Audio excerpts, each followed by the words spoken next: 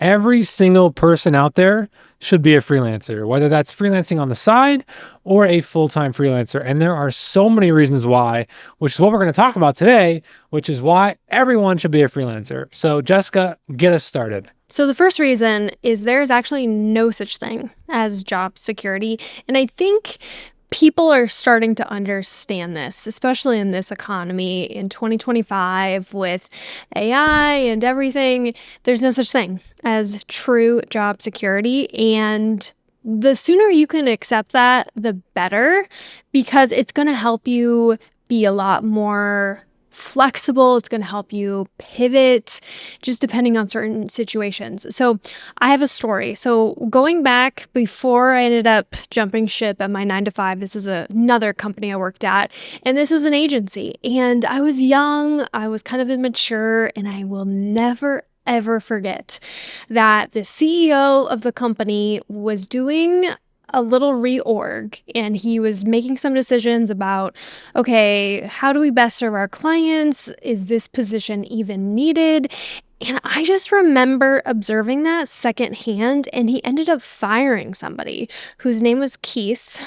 Not that it matters, but he ended up firing Keith, and I was like shocked in my head. I was like, what? How can you do that? Keith has been really loyal to this company.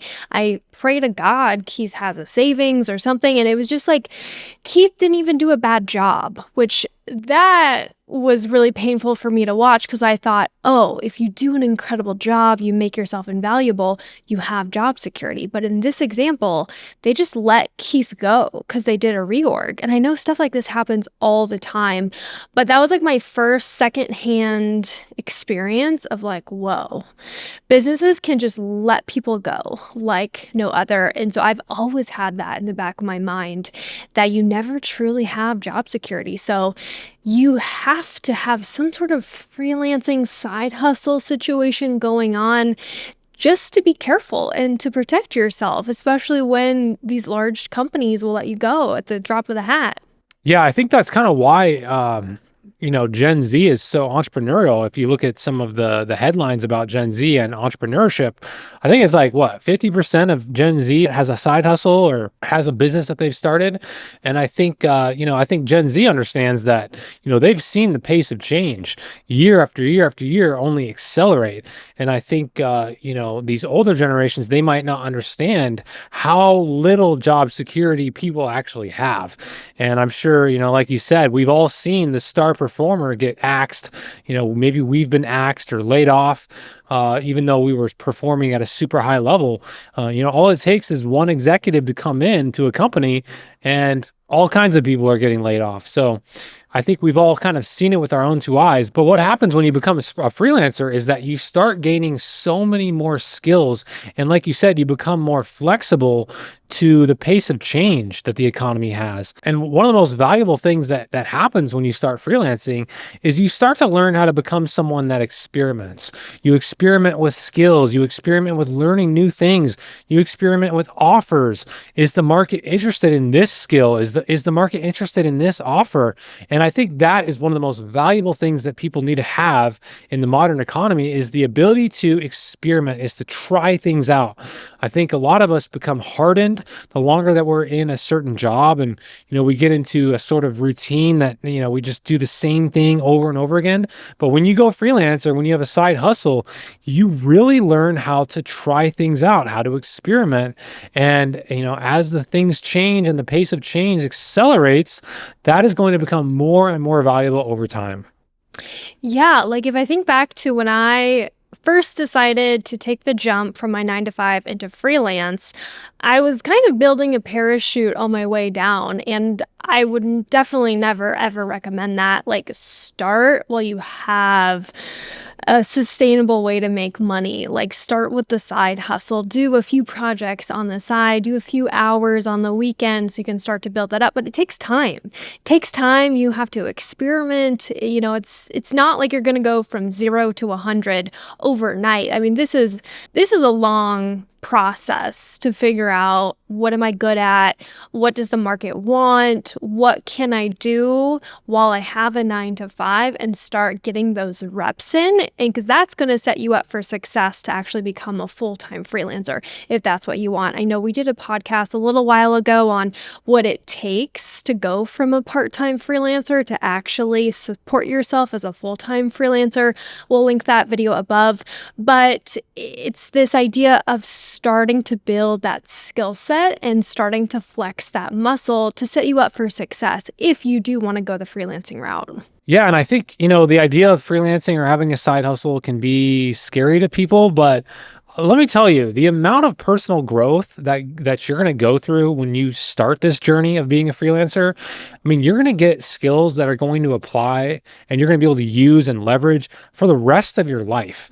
I mean, talk about learning how to be self-sufficient, learning how to have an entrepreneurial type mind, learning how to communicate with complete strangers and how to build rapport with people that you've never met, but maybe you're interfacing for the first time over the internet. I mean, there are so many things and so many skills that you are going to gain that you're going to be able to apply to the rest of your life that there is literally no downside to starting your freelancing journey, starting to see if you can offer the market something.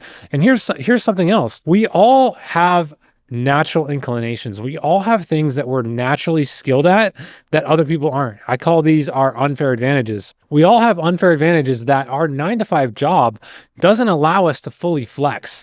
There are so many skills that we have that we don't get to utilize at our full-time job, which is why I couldn't stand being at a 9 to 5 job, because there are so many things that I'm interested in and so many things that I want to go after and try and learn, and so many things that I want to experience that I can't at my 9 to 5 job, because typically a 9 to 5 job, you're doing the same thing day in and day out. Whereas if you have a side hustle, there's just so many things that you can follow in terms of your interests that keep it interesting, which is why I love freelancing, because every day and every week and every month is different from the next. Which that's the fun part. That's what makes it so exciting. And just from working with so many different clients and different companies over the years, I crave that challenge. To me, if there's no challenge in it, I get bored and I start itching for something new. And I think that's just built from years and years of freelancing and noticing, how do I keep up with things? How do I sharpen my skills? And so I've come to crave that challenge and I get hungry for it. But, going back to this idea of, let's say you do have a 9 to 5. So there's probably a group of people where you're intentionally trying to leave your 9 to 5, but we haven't even talked about this second group of people where maybe they loved their 9 to 5, but they got fired. They got completely fired and they don't know what to do now. Like, they're scrambling, and hopefully they have a savings. Maybe their partner can help support them or a family, but what do you do in that situation where your life timeline has shifted out of your control? So if you had already been dabbling a little bit in freelancing, you would be more set up for success versus someone who you just got canned and you're trying to figure things out. You're not only trying to figure out the finances, what do I even do next? Not to mention figuring out the skills of freelancing. Because like you mentioned, there's so many skills to freelancing. Like, I think back to when I started doing social media, and you think at face value, you're like, yeah, social media, like, posting content, having a good eye for content, creating videos, creating graphics, captions, all of that. But then you think about communication. Okay, how do I communicate with the client? How do I even go find new clients? How do I invoice for my services? How do I ask for referral? Like, there's so many different skill sets like wrapped up in freelancing, which can be very overwhelming if you're new to it, but can be very exciting if you are open for the challenge. Because I remember I loved this idea of freelancing. I did social media because I saw an opportunity in the market, but there was things about freelancing that made me more excited just besides the skill set. So I loved that client fulfillment, the client relationship. That made me so happy to be an extended partner of the clients and to really provide a meaningful service. That client management piece of things, like there were all these sub skills wrapped up in social media that I actually enjoyed more than the actual skill itself.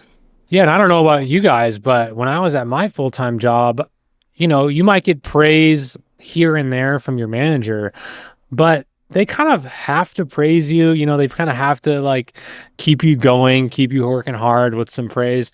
But it's not really as valuable as praise from a freelance client who's paying you out of their own checkbook. And, when you do a good job for a freelance client, that is about one of the most rewarding things I've ever experienced. When you have a happy freelance client, that there's no relationship that they're, having to hold up, or if they're your manager or whatnot. That praise that you get from that freelance client is legitimate. And it just hits totally different when you have a freelance client that is happy with your work. And I think for those of you who haven't freelanced and haven't experienced executing work for a freelance client, and then having that job complete and having them pay you and then having them, tell you what they thought of what you did, there's nothing quite like it. And once you do that for the first time, you're going to be hooked for life. It's seriously one of the best feelings ever. It's so hard to describe. And like Tyler said, for those of you who have not experienced that, you're probably like, what? But once you're in it and you start getting the rave reviews, the paragraph long sentiments from your clients, it's just the best. And quick tip, if you are new to freelancing, I would say start a catalog of client testimonials. So obviously on Upwork, it's on your Upwork profile, but start accumulating those testimonials and get them somewhere where you can put them on your website. I know for me, I ask clients to write me a LinkedIn recommendation. And so I have a list of all of those amazing testimonials over the years. And it also serves as social proof. And you do have to get comfortable asking, because some freelancers get a little timid and they don't want to actually ask for that review, but that's part of the game. And that's how you're going to get that social proof. And I think at this point I have over 50 plus LinkedIn recommendations from really happy clients. So not only solidifies my expertise and my level of service, it's social proof that future clients can go on my LinkedIn and be like, Jessica knows what she's doing here. Yeah, I mean, talk about a high leverage activity. Like every single freelance client that you get that writes you a testimonial, that is only going to help you get your next job or get your next freelance client versus having a 9 to 5. Yeah, you can put that on your resume, but I mean, if you can just stack freelance client reviews, I mean, we're talking about the amount of reviews that you can get as a freelancer versus just putting, job history on a resume. The leverage difference is crazy. And, think about what that does to your self-confidence too, just as a human being. The more proof that you have that you do good work and it's all right there, you can point to it. I mean, that is a huge, amazing way to bolster your self-confidence. And every single time you have a happy customer, your self-confidence builds, and it just makes you more of a confident person going into the next client relationship. Yeah, I did this for a long time, especially if I got nervous. If I got a little nervous getting on a new discovery call with a potential client, I would just read through my LinkedIn recommendations and I'd be like, okay, yes, I know what I'm doing here, but it would just give me a little bit of a confidence boost before those calls. So do whatever you got to do to feel confident and to really lead and run those calls. Yeah, and speaking of confidence, us on this video, we might come across as, oh, these guys are just naturally good on video. They're just super confident people. This confidence that we have comes from being successful freelancers. It comes from having so much proof over these last 10 years that we are good at our job, that we can deliver every single time for our clients, it just makes us more confident people. And then that translates directly into this other skill of being on video. So, there's more benefits to freelancing than you think, and becoming a more confident person that leads directly into these other skills that you can leverage. So when I talk about leverage, freelancing is one of the highest leverage activities that you can possibly go after. So another reason why everybody should freelance is the flexibility of freelancing. Like, let's say there's a season in your life where you're hungry and you're ambitious and you're like, yeah, I want to stack my client roster. I want to work a lot. I want to make a lot of money and build out my portfolio. You can do that. And then maybe that shifts over the years and you're like, hey, you know what? I'd actually like a little bit more work-life balance. I want to scale things back a little bit and maybe only work part-time hours. But that's the beauty of freelancing, is you can scale it up, you can scale it down, and that fits perfectly with either a 9 to 5, or maybe you do want to take it full time. So I think the flexibility is just another reason why everybody should freelance. I want to bring it back to the whole idea that we all have hidden skills that we're not utilizing. I think this is a really important point. I think for those of you who are like, oh yeah, this sounds good on paper, but it's not actually as easy as these guys are making it out to be. And yes, it's always going to, if you want to go full time as a freelancer, it's always going to be a grind, and it's always going to take an insane amount of work. But guess what? We also say if you have a 9 to 5, keep your 9 to 5 and start freelancing on the side. There's no reason for you to not be freelancing on the side if you have a full-time job. Not only because you can augment your income and make more money on a monthly basis, but because you can start to feel out freelancing without all the risk of trying to make it as a full-time freelancer. And, I really do think that everyone out there, everyone has a skill that they're not utilizing that they can monetize. And whether that's making YouTube content on it and looking for clients that way, or, we all have hidden skills that we're not utilizing. We all have hidden talents that we're not utilizing. And I think if more of us became freelancers, the world would be a better place, because more services, more talent, more people expressing their talent is always a good thing. And it doesn't have to be, something you do as a full-time job, but no reason why you can't do it on the side. Which is another reason why it's so important to have a pulse on the market. It's like, what is happening in our economy right now? What are businesses and clients paying for?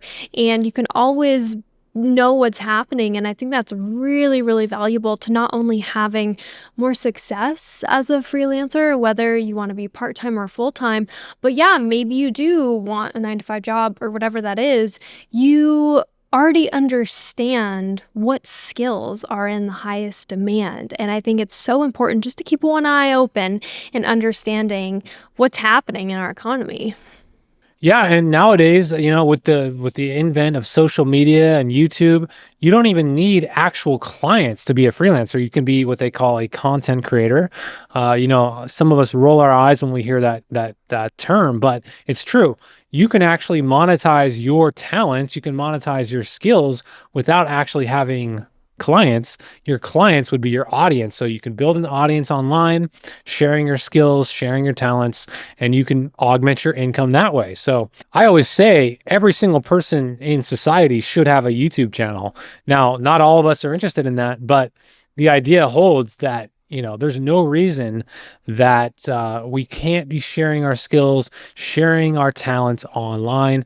And I really do think more of us need to be putting out video content, because the world will be better for it. I just thought of another reason why everybody should freelance is career transitions. You hear a lot of people where maybe they've done a certain skill their entire career, and maybe that industry has dried up, or maybe they're itching for something new. Freelancing can be a really good transition into a new career path. So you can start dipping your toe into a different skill set. Like, I'm thinking, let's say maybe you've been like a director of operations for maybe various startups, and for whatever reason, you're kind of over it, you're getting tired of it. You can start freelancing on the side, and I don't know, maybe you want to be a YouTuber, or maybe you want to create content. You can start getting those reps in. And so then maybe when a larger opportunity comes, you can jump ship with confidence, like, hey, I've been doing this on the side for a couple years. So I think especially for someone who's transitioning to different industries, freelancing can be amazing for that. Another unexpected benefit of being a freelancer, whether that's being a freelancer on the side or being a full-time freelancer, is the fact that you get to meet so many people that you otherwise wouldn't have if you weren't a freelancer. And I can't even tell you how many cool people I've had the opportunity to meet, whether that's on the client side or whether that's other freelancers. And these people have become, lifelong friends. And that is something that you will not have the opportunity of doing unless you're a freelancer. Because when you're a freelancer and you're putting your services out in the marketplace, you end up coming across and interacting with, and maybe you have inbound people talking to you. You just get so many cool, unique opportunities that you would not have had if you were locked down with a 9 to 5 and you weren't freelancing on the side. So I will say there are so many random opportunities that come up when you're freelancing, and those are something that are irreplaceable. And I've been able to go to Puerto Rico, I've been able to go to England, all because of my freelancing activities. And you're going to find yourself in places that you wouldn't believe because you're a freelancer. You got to trust me on that. It's going to unlock opportunities that you would never have expected, and it's going to take you to places that you never would have expected. Yeah, especially if you freelance for nice companies. I think freelancing gets a bad rep sometimes, where it's like, yes, there's startups struggling, and I mean, that's kind of like the low value side of things. But when we look at the high value side of things, some of these companies want freelancers, they want consultants. And I have also had some really amazing opportunities. I've been flown out to Austin, Texas to meet with the client. Like, I've been given a lot of opportunities where you're like, whoa, like, just freelancing, you got that opportunity. And it's like, yeah, when you're in the right place at the right time and you just show up and you're receptive, things will come to you, which is actually pretty amazing. And it's a reason to connect with other freelancers. So one of my really good friends, we connected on LinkedIn because she was freelancing and I was freelancing. And it's a little bit of a different mentality than maybe someone who's going the corporate 9 to 5 route, but we just immediately connected, hit it off because we were both freelancers, and we're like, oh my gosh, do you struggle with this? Yes. Oh my gosh. And do you like this? And we had so much to talk about because it's like you are just in this freelancing world and there's so much going on and you have so many questions. And that's why I think it's really important to surround yourself with other freelancers. But you just would never connect with these people if you were going the corporate 9 to 5 route. Yeah, I'll never forget when I went freelance, within a year or so, I'd created a website, created a portfolio. I received an email from a photographer who shot high-end hotels, and he actually invited me to shoot the video of a hotel in Bali. I mean, I never would have thought that I'd end up in Bali, within a year or two of starting to freelance. There's just so many things. If you feel like life is boring, if you feel like you're in a rut, start freelancing and your life will get so much more interesting so quickly, you wouldn't believe it. And, it's not all sunshine and rainbows. Obviously, there is hustle. There is a huge element of hustle when it comes to freelancing. But like Tyler and I have mentioned before, it's like a do or die, and you gotta make it work. But, along with that hustle, along with that commitment to make it work as a freelancer, to get by, to pay your way, there are some amazing opportunities that come along with it. So I'll give you an example on how freelancing actually helped me pay off my student loan debt. So when I graduated college, I had an insane amount of student loan, debt. And I remember I got a 9 to 5 and I was like trying to make it work, but the loans were just piling up. And I was like, there's no way. There is no way that an entry level marketing position is going to let me pay off my student loan debt. And so that is kind of what started this journey into freelancing. And so I picked up a few freelance clients on the side. And because of that extra income, I was able to pay off my student loan debt. So I am forever grateful of freelancing because that's what helped me get into a better financial position. And then it was amazing because once I was able to pay off my debt, I was like, oh, okay, now I have some extra income to work with. Do I want to go full-time freelancing? And I had more options open up. But because of the flexibility of freelancing, I was able to pay off that debt and relieve so much stress from all the student loans. So hopefully that gives you guys sort of a ton of reasons why you should be freelancing. I don't care how old you are. I don't care how long you've been retired. I don't care if you love your 9 to 5 or hate your 9 to 5. You should be freelancing, and it's going to make you a better person. It's going to make you a more resilient person. It's going to make your life more interesting.